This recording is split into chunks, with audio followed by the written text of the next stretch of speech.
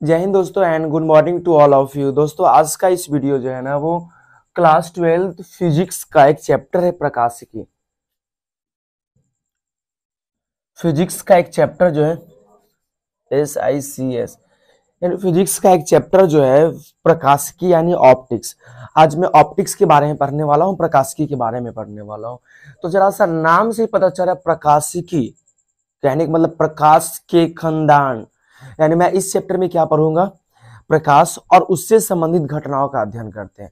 Optics किसको कहा जाता है, जिसमें क्या होगा ये तो भौतिक विज्ञान जो हो जाएगा, यानी भौतिकी जो हो जाएगा ना, फिजिक्स जो हो जाएगा, the branch of physics in which we study about lights and phenomena, lights phenomena यानी लाइट्स और इससे संबंधित जो है इसकी जितनी भी घटना रहेंगे ना इसका हम लोग इसमें अध्ययन करेंगे। यानी प्रकाशिकी किसको कहा जाता है, देखना इसमें समझेंगे प्रकाश में कौन कौन सी प्रकाश होता क्या है, प्रकाश में कौन कौन सी घटनाएं होती है, प्रवर्तन अपवर्तन बहुत सारे घटना हो गया और शोषण भी इसमें हो जाता है प्रकाश का, या इसमें कितने प्रकाश में श्वेत प्रकाश में कितने रंग होते हैं। यानी कहने का मतलब जो है ना कि इसका पूरे खानदान का हम लोग पढ़ेंगे, पूरा डीपली मैं इसको जानूंगा। तो चलिए सबसे पहले आते हैं प्रकाश के, यानी क्या होगा कि भौतिक विज्ञान की वह शाखा, भौतिक विज्ञान की वह शाखा जिसमें क्या चीज करते हैं, तो जिसमें प्रकाश और उससे संबंधित घटनाओं का अध्ययन करते हैं, उनसे संबंधित घटनाओं का अध्ययन किया जाता है। यानी प्रकाश और उनसे संबंधित घटनाओं का क्या करते हैं हम लोग, अध्ययन करते हैं। तो अध्ययन करते हैं उसे क्या कहते हैं, प्रकाशिकी कहा जाता है, ऑप्टिक्स कहा जाता है। अब जरा से इसमें आते हैं मेन प्रकाश। तो बताना 10th में हम लोग काफी आसान से पढ़े थे। 10th में हम लोग क्या पढ़े थे ना कि प्रकाश क्या होती है, तो प्रकाश किसी वस्तु को देखने का, यानी प्रकाश वह कारक है जिसकी सहायता से हम किसी भी वस्तु को देख लेते हैं। या क्या प्रकाश का सिर्फ किसी वस्तु को देखना ही, अब वो तो सही था लेकिन वहाँ काफी इजी और काफी शॉर्ट में हम लोग पढ़ लिए थे कि प्रकाश का मेन काम क्या है, किसी वस्तु को देख लेना। अब यहाँ पे क्या वही परिभाषा यहाँ भी होगी, इसको थोड़ा सा देखिएगा पहले। यानी प्रकाश लाइट किसको कहेंगे, तब नीचे से आते हैं प्रकाश यानी कि लाइट। तो देखिएगा लाइट क्या होती है, प्रकाश क्या होती है, तब यह जो है ना दोस्त एक विद्युत चुंबकीय तरंग है। प्रकाश क्या होती है, तो प्रकाश एक विद्युत चुंबकीय तरंग है। क्या है प्रकाश, यानी कि प्रकाश एक विद्युत चुंबकीय तरंग है। यानी प्रकाश क्या है, तो प्रकाश एक विद्युत चुंबकीय तरंग है, यानी इलेक्ट्रोमैग्नेटिक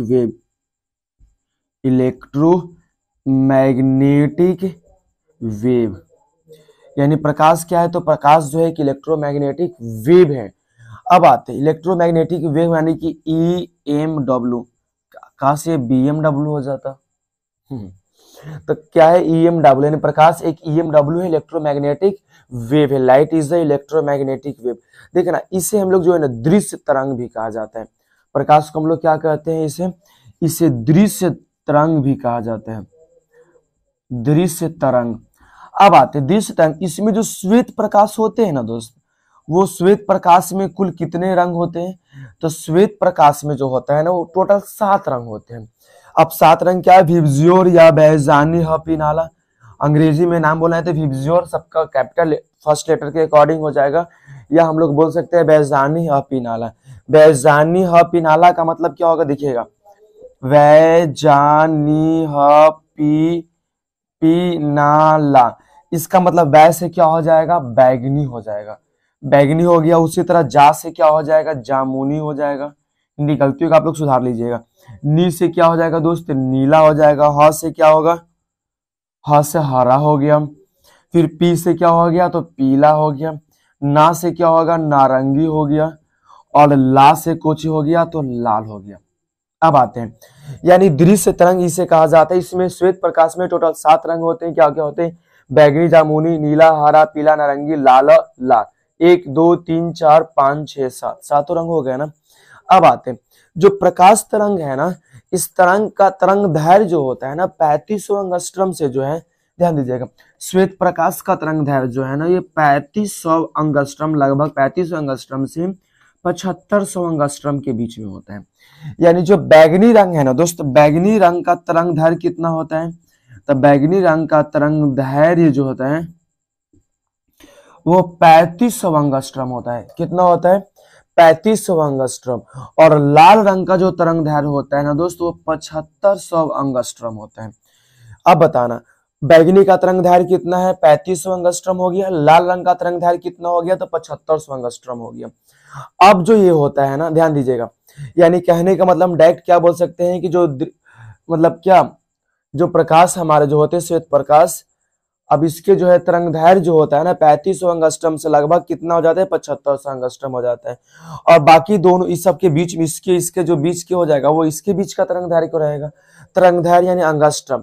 और इसमें देखिएगा ना कि दोस्त एक अंगस्ट्रम जो होता है ना बराबर 10⁻⁻10 मीटर होता है। एक अंगस्ट्रम में कितने होते हैं?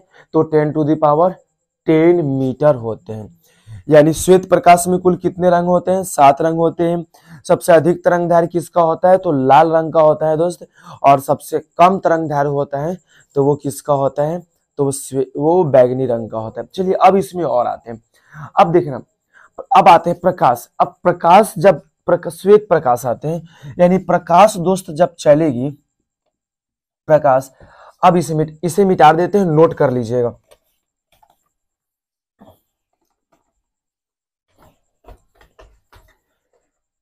अब आते हैं प्रकाश यानी कि लाइट। अब क्या लाइट का जो वेग होगा ना, बताना, लाइट का भी तो कुछ ना कुछ वेग होता होगा। तो ऐसा तो नहीं होता होगा स्विच ऑन किया पहुंच गया तुरंत जहां जाना है, नहीं। अगर नजदीक दूरी है तो आपको पता नहीं चलेगा। लेकिन एक प्रकाश का, एक लाइट का भी वेग होता है, एक लाइट का भी चाल होता है, प्रकाश का चाल होता है। तब दो सूर्य के प्रकाश को पृथ्वी तक आने में समय लगता है। अब बताना सूर्य के प्रकाश को पृथ्वी तक आने में समय लगभग कितना? 8 मिनट 20 सेकेंड कहा जाता है। देखिए ना बहुत सारे टीचर ये डाटा जो है ना कहीं थोड़ा सा अप्रॉक्सीमेट लिया जाता है, लगभग 8 मिनट 20 सेकेंड, कोई 8 मिनट 24-25 सेकेंड भी बोलेंगे, कोई 8 मिनट 18 या 16 सेकेंड भी बोलेंगे। तो लगभग 8 मिनट 20 सेकेंड या 20-25 सेकेंड के आसपास लग जाता है। तो देखना, अब प्रकाश, तो क्या प्रकाश सभी माध्यम में चल सकती है? तब प्रकाश का संचरण के लिए जो है किसी माध्यम की आवश्यकता नहीं पड़ती है। यानी कहने का मतलब जो है प्रकाश का संचरण के लिए किसी माध्यम की आवश्यकता नहीं होती है, नहीं होती है। अब समझिएगा, पहले ऐसा नहीं कि एकदम निर्वाती में प्रकाश चलेगा तो चलेगा, प्रकाश ठोस में भी चल सकता है दोस्त। ठोस क्या मतलब? क्या अगर आप बर्फ ले लेते हैं या कांच ले लेते हैं, ट्रांसपेरेंट कांच, क्या उसमें प्रकाश नहीं क्रॉस कराइए प्रकाश? अब जो गाड़ी के शीशे की, जो गाड़ी के जो ड्राइवर के आगे जो शीशा लगा होता है वो ठोस होता है, क्या उससे प्रकाश नहीं क्रॉस किया? तब तो अंदर का बाहर और बाहर का अंदर दिख रहा है, प्रकाश क्रॉस कर, ट्रांसपेरेंट है तो, यानी जिसको हम लोग पारदर्शी बोलते हैं। तो देखना, यानी प्रकाश के लिए जो है किसी माध्यम की आवश्यकता नहीं होती है। ये निर्वात में भी चल सकती है प्रकाश, ठोस में भी चल सकती है प्रकाश, द्रव में भी चल सकती है प्रकाश, और गैस में भी प्रकाश चल सकती है। यानी प्रकाश के लिए किसी माध्यम की आवश्यकता नहीं होती है। ठोस में भी चल सकते हैं, द्रव में भी चल सकती है, गैस में भी चल सकती है और निर्वात में भी चल सकती है। लेकिन एक बात है, प्रकाश की चाल भिन्न भिन्न माध्यमों में भिन्न भिन्न होगी। यानी कहने का मतलब जो है प्रकाश की चाल भिन्न भिन्न माध्यम में अलग अलग होती है, अलग अलग होती है। यानी कहने का मतलब जो प्रकाश की चाल है ना दोस्त वो अलग अलग माध्यम में अलग अलग होगी। निर्वात में प्रकाश की चाल कुछ और हो सकती है, ठोस में कुछ और होगी, द्रव में कुछ और होगी और गैस में कुछ और होगी। यानी सभी माध्यम में जो है प्रकाश की चाल एक समान नहीं हो सकती है, अलग अलग होती है। यानी कहने, अब देखना, प्रकाश का वेग जो है ना उसके माध्यम पे निर्भर करता है। यानी किस माध्यम में है वैसा है उसका प्रकाश का।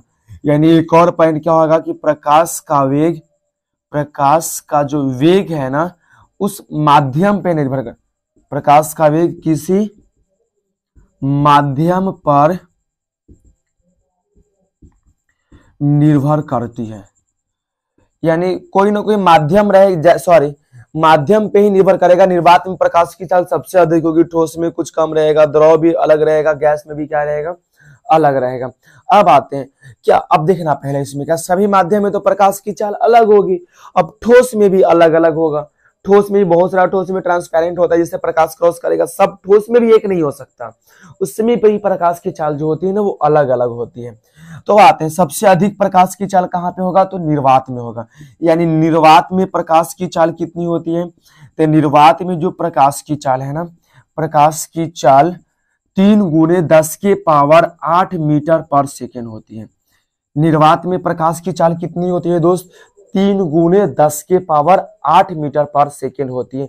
अब तुम एक बात को बताना जरा सा, ये डाटा बड़ा छोटा लग रहा है ना, छोटा नहीं लग रहा, चलो मैं इसे बड़ा करके दिखाता हूं। देखना 3 × 10⁸ है, अब इसको कितना जीरो देंगे, तो 1 2 3 4 5 6 7 8 हो गया मीटर पर सेकेंड। अगर दोस्त इसे किलोमीटर में बदलना है तो नीचे में कितना से भागा देना पड़ेगा, 1000 से भागा देना पड़ेगा। दे दो, 3 जीरो खत्म हो गया, यानी 3 पे कितना देगा, 1 2 3 4 5, 1 2 3 4 5, इकाई दहाई सैकड़ा हजार 10,000 लाख किलोमीटर प्रति सेकंड। बताना 3 लाख किलोमीटर पर सेकंड जाता है। यानी निर्वात में प्रकाश की चाल 3 लाख किलोमीटर।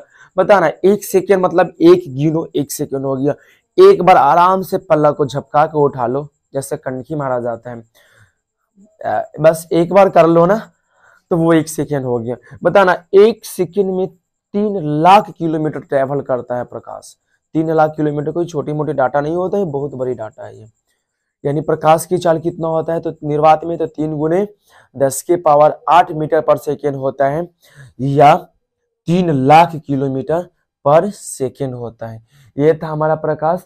अब आते हैं हम लोग ऑप्टिक्स के बारे में, ध्यान दीजिएगा दोस्तों, इसे मिटाते हैं।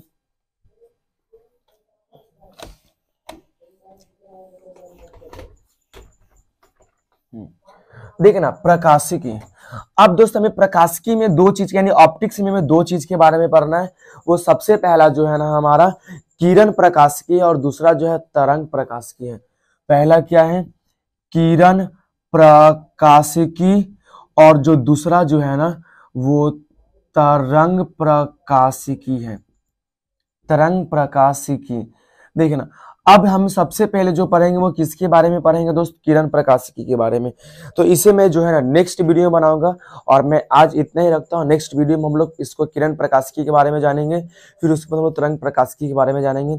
तब तक के लिए जय हिंद जय भारत। अगर वीडियो को अच्छा लगा दोस्त तो लाइक सब्सक्राइब कर दे और अपने दोस्तों के पास शेयर कर दे, ताकि ज्यादा से ज्यादा लोगों की उससे प्रॉफिट हो सके। जय हिंद जय भारत।